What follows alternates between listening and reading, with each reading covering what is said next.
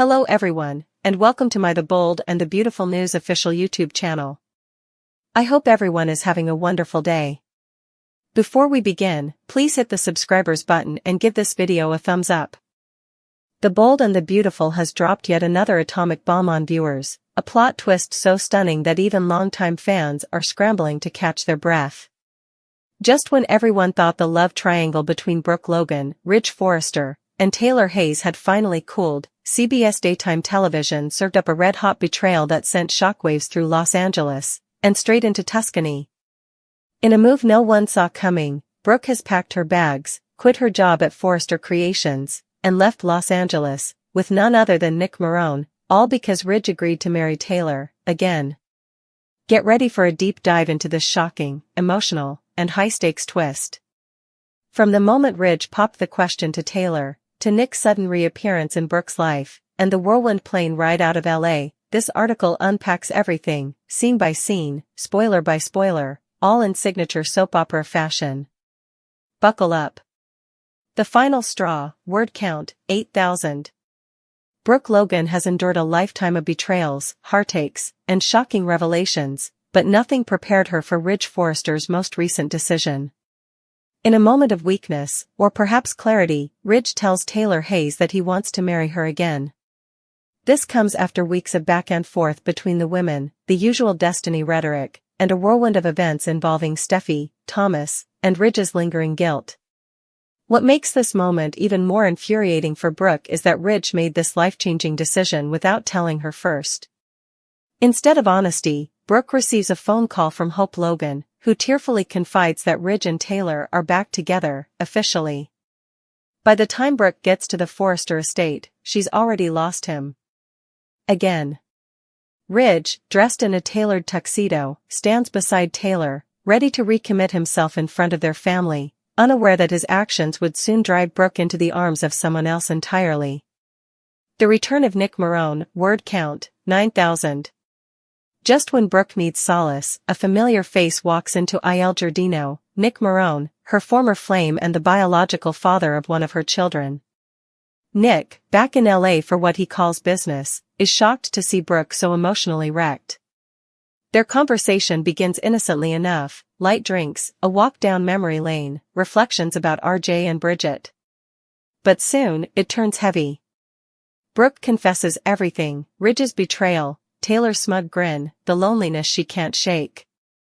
Nick listens intently, but there's something else brewing beneath the surface, old sparks. Nick tells Brooke that she doesn't need to be stuck in LA, always orbiting Ridge's indecisiveness. He invites her to leave it all behind, to come with him to Europe, where he's opening a new marina in Tuscany. She laughs at first. But when she returns to the Forrester mansion and sees Ridge toasting champagne with Taylor, not even noticing she's standing at the door, Brooke makes the boldest decision of her life. Brooke quits Forrester Creations, word count, 10,000. The next morning, chaos erupts at Forrester Creations. Brooke storms into the executive suite and drops a resignation letter on Ridge's desk.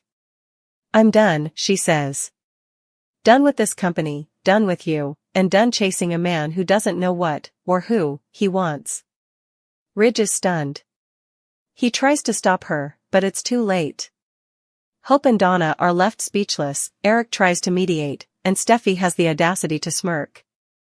In the parking garage, Nick is waiting, luggage packed, plane ready, and a bottle of champagne chilling. Brooke gets in the car. The flight to Italy, word count, 12,000. On board Nick's private jet, Brooke finally breathes for the first time in what feels like decades. They toast to freedom, to starting over, and to leaving Ridge in the past. The flight is filled with memories and laughter, but also emotional closure. Nick asks Brooke what she's really running from. She tells him she's not running, she's choosing herself. For the first time, she's not waiting for Ridge to change. The episode ends with the jet soaring over the Atlantic, and Brooke looking out the window with tears in her eyes and a smile on her face. Ridge finally realizes what he lost, word count, 15,000. Back in Los Angeles, the fallout is swift and severe. Ridge marries Taylor, but everything feels off. Even Taylor notices that Ridge seems distracted, his eyes keep drifting to his phone, waiting for a call that never comes. Steffi finds out Brooke left town with Nick and wastes no time telling her father. Ridge goes pale.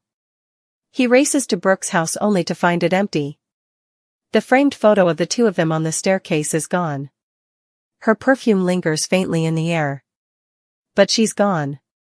Ridge tries to contact Nick, voicemail. He calls RJ, voicemail. He begins to panic.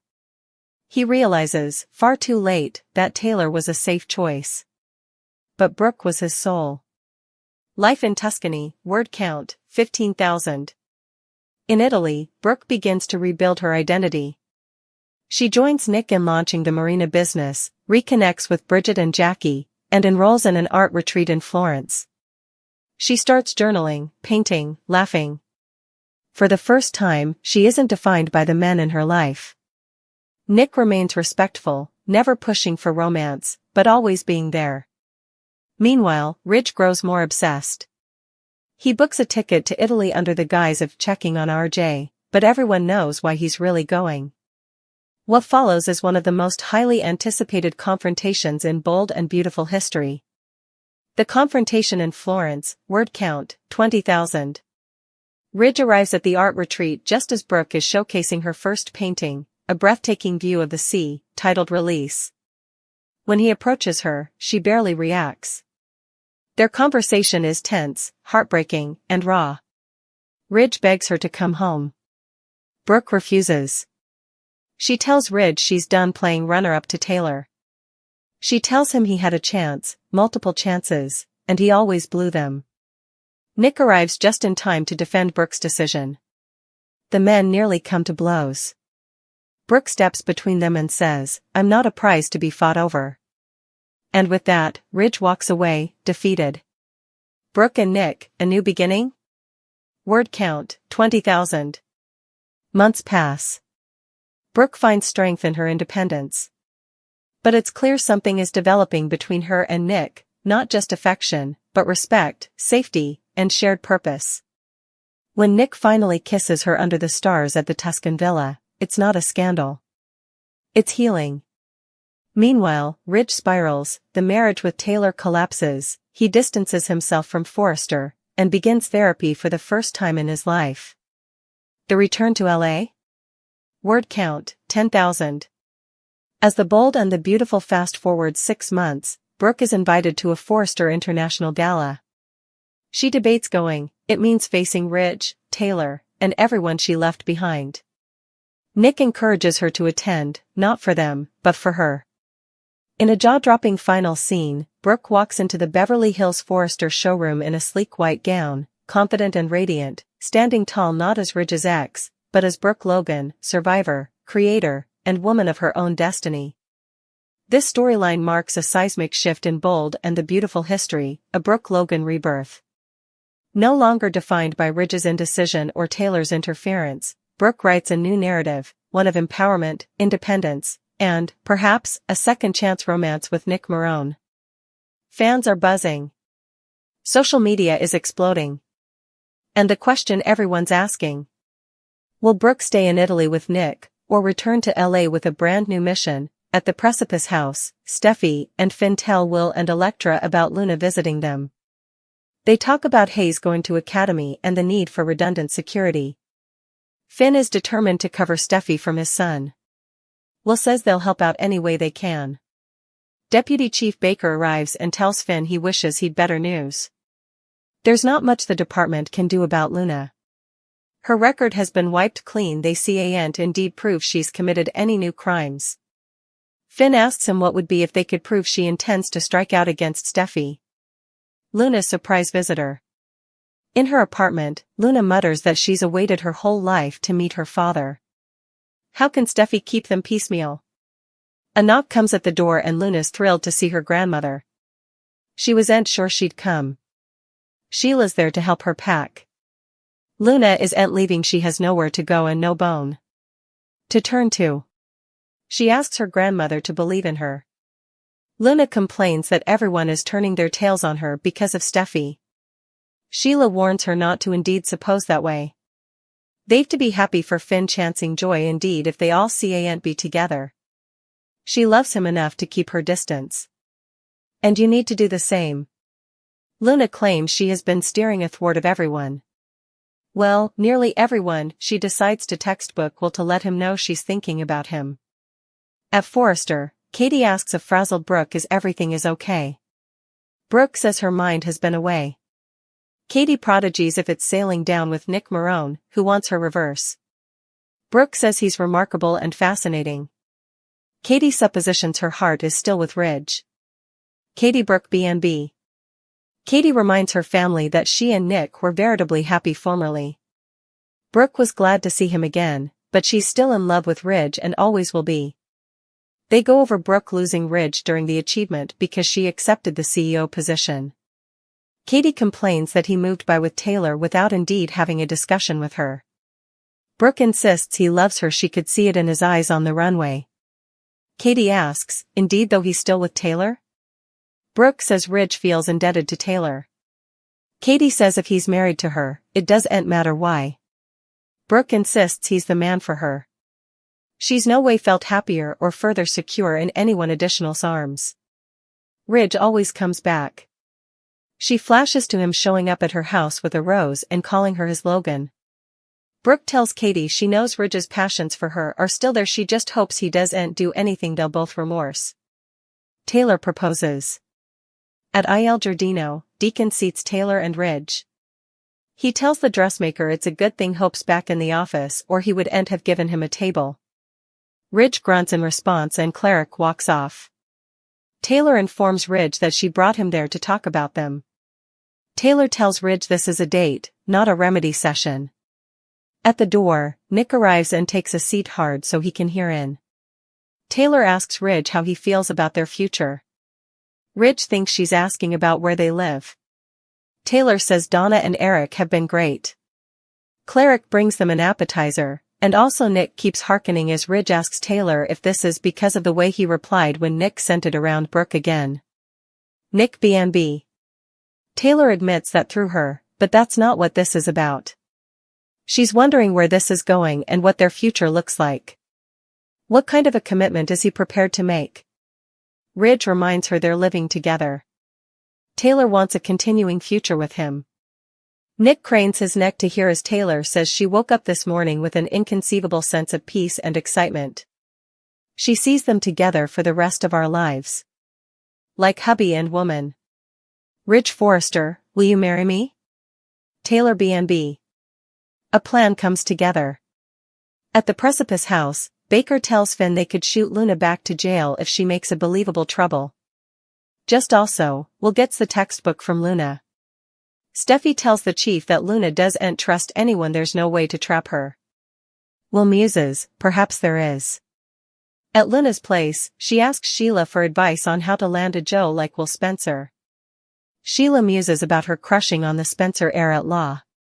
She picks up the origami Luna made and tells her it's beautiful. Luna says it keeps her distracted.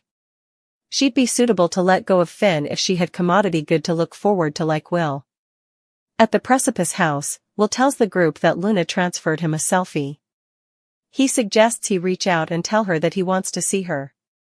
Elektra thinks the trap would work, she's hung up with him. Will tells Baker he could put a line on him. He'll get her to admit she's out to get Steffi. Will Elektra Finn Baker crew BNB. Steffi and Baker advise Will this is dangerous, Luna killed 2 men. Will's sure she'll be excited to see him, and Baker will be right behind him ready to make an arrest. Baker thinks he could make some calls and get a leave to do this. Will insists they go ahead with this. He textbooks Luna, nice tattoo. I want to see it in person. Elektra and I broke up. At Luna's place, she tells Sheila that Will texted her. He broke up with Elektra and wants to see her. Will Spencer wants to see me. At the Precipice house, Will tells everyone that Luna just transferred him her address. We're in. Baker goes to call for the line. Steffi warns Will he'll have to be careful. Will plans to get her talking. Finn advises him not to force the subject too much. Steffi hopes she doesn't catch on. Will assure this will work out and they will no longer have to worry about Luna Nozawa. The Cliff House conspiracy, Steffi, Finn, and will plot against Luna. At the iconic Cliff House where so many battles of love and family have taken place, the latest war begins not with a kiss or a slap, but with security protocols, fears for a child, and a pact made in desperation. Steffi Forrester and Dr. John Finn Finnegan sit with Will Spencer and Electra Forrester as Hayes' safety becomes the #1 priority. Their worry? Luna Nozawa, a once bright young intern now spiraling into a dangerous obsession. She's been spotted near the property, and after the loss of her job and public humiliation, her silence has become more terrifying than words. Deputy Chief Baker arrives with grim news: Luna's record has been erased. Nothing sticks. No charges. No surveillance. She's a phantom. Unless she makes a mistake, there's nothing the law can do. But then Finn asks the question that turns the tide: what if we could prove she intends to harm Steffi? And with that, a dangerous plan is born. Luna's spiral, Sheila returns to a broken granddaughter. Meanwhile, in a dim Los Angeles apartment, Luna Nozawa whispers to herself, "I waited my whole life to meet him." Her words echo in the empty space. She's speaking of Finn. Her father. The man Steffi Forrester has cruelly denied her access to. A knock. Her eyes widen. Not Will. Not Finn. Not Electra. It's Sheila Carter. In the most spine-chilling moment of the week, Sheila steps inside, eyes full of that twisted maternal affection only she can project. Luna falls into her arms. The woman she feared is now her only anchor. Sheila is calm. Collected. And shockingly wise. "You have to let them go, Luna. We can't fight them all." But Luna's not ready to give up. Especially not when she gets a new message on her phone. "Nice tattoo," Will Spencer lures the trap. Back at the Cliff House, Will reveals Luna's latest text, a seemingly harmless selfie. It's all Finn and Baker need to justify a trap. "I'll reach out," Will offers. "Tell her Electra and I broke up. That I miss her. That I want to see her." Electra stiffens. Steffi warns him, she's dangerous. She's already killed 2 men. But Will doesn't blink. "I'll wear a wire," he insists. "Get her to confess. It's the only way to keep Hayes safe." And so, the next message is sent: "Nice tattoo. I want to see it in person. Electra and I broke up." A beat. A buzz. A reply. "Luna, come over. I'll be waiting." Game on. Brooke's heart in crisis, torn between Ridge and Nick. Elsewhere, love plays a more familiar yet equally treacherous game. At Forrester Creations, Brooke Logan is visibly shaken. Katie Logan notices her sister's distant gaze and calls her out. "What is it?" Katie demands. "Your mind's not here." Brooke sighs. "Nick Marone. He wants me back." Katie's eyebrows shoot up. She reminds Brooke of their incredible chemistry and the peace she once had with Nick. But Brooke, ever the romantic, confesses that Ridge still holds her heart. Even after losing him. Even after the CEO debacle. Even after Taylor. Katie scoffs. "He moved in with Taylor without even talking to you." Brooke flashes to his eyes, soft, vulnerable, when he handed her the rose. "I know he still loves me," she says. "I just hope he doesn't make a mistake neither of us can undo." Taylor's ultimate power move, she proposes to Ridge. At Il Giardino, the war for Ridge Forrester takes an unexpected turn. Taylor Hayes doesn't beat around the bush. This is a date. Not therapy. Nick Marone lurks nearby, pretending to sip espresso, but his ears are trained on every word. He nearly spits his drink when Taylor asks Ridge the question that silences the room. "Ridge Forrester, will you marry me?" Time stops. Ridge stammers. Taylor beams. Nick mutters to himself, "You've got to be kidding." The seduction strategy, Luna prepares for Will. Back in her apartment, Luna shows Sheila the text from Will. He wants to see me, she breathes. He broke up with Electra. Sheila's expression is unreadable. Just, be careful. But Luna is beyond reason now. She's convinced this is her fate, that Will is her salvation, the one thing that can make the world make sense again. She picks up the origami figure she made for him. He'll understand me. He'll see the real me. She opens her closet, searching for the right outfit. Operation Nozawa, the sting begins. Back at the Cliff House, Will suits up. Baker arrives with the wire. Finn gives him a stern look. Do not push her too fast, he warns. She's unpredictable. Steffi's hands tremble. Promise me you'll be careful. Will smirks. I'm a Spencer. I know how to handle dangerous women. The car pulls away. In the shadows, Electra watches with narrowed eyes. She better confess. The final act, Luna's trap springs. The stage is set. Luna opens her apartment door, beaming. Will steps inside. Hidden under his shirt, a wire, blinking softly. She throws her arms around him. I knew you'd come back. They sit. She talks. Rambling. Delusional. Emotional. I never meant to hurt anyone. But Steffi, she ruined everything. She took Finn. She took you. Will prods gently. What would you do, if you could get back at her? A pause. Luna's eyes darken. I'd make her suffer. Baker listens from the van, his eyes widening. That's it. We got her. As Will reaches for his phone, Luna suddenly freezes. You're not wearing a wire, are you? Silence. Will, she asks again, stepping closer. He smiles nervously. Of course not. She pulls him in for a kiss. He doesn't resist. But then she whispers, you smell like a trap. Chaos unleashed, Luna's escape. Before Baker can storm the apartment, Luna grabs the origami figure and smashes it against the wall. It explodes. Smoke fills the room. Will coughs, disoriented. Luna vanishes out the fire escape. Sirens wail. Police swarm. But she's gone. Sheila watches from across the street, hidden under a wide-brim hat. I warned you, Luna. What comes next? Hope, fear, and fallout. Back at the Cliff House, Finn wraps Steffi in his arms.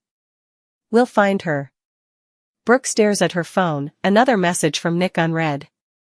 Taylor awaits Ridge's answer, heart in her throat. And Luna? She boards a bus. Destination unknown. But her eyes burn with rage. And she's clutching a new origami, this one shaped like a knife.